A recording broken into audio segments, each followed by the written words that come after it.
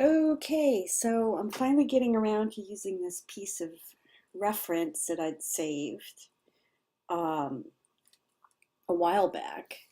There's the reference, and there's one flower. So now I'm working on this guy, making the drawing, and you can see I'll have to figure out the repeat here. I might open it up just a little more, not sure. Anyway, that's what I'm going to do. So now I'll cut this so that I can put on some music and speed things up.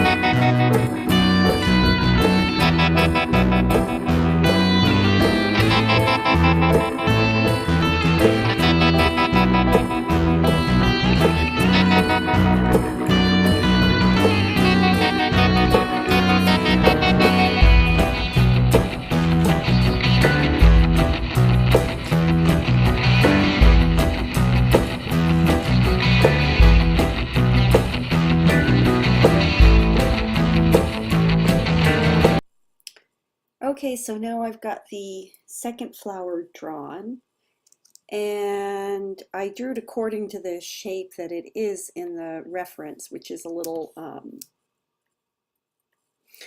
you can see it's a little squashed, but that's fine. That happens to flowers in real life. But over here, I rounded it out a little, and I made it into a pattern tile so that I could then play with shuffling the colors. If I need another corner element, like that might work okay there.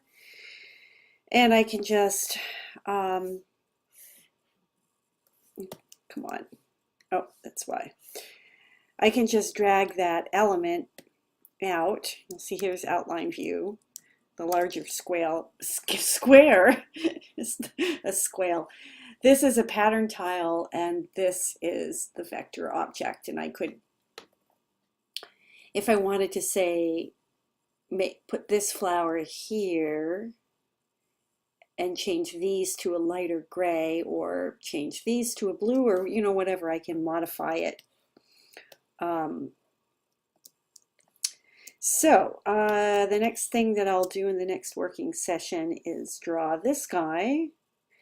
And I think that I'm going to make, I considered doing that down here, but I drew all these little shapes freehand. I think I'm going to make a pattern brush. Oh, I had another shape there.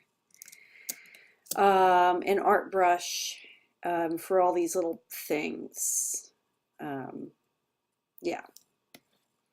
But for now, I'm going to have to save this and finish up.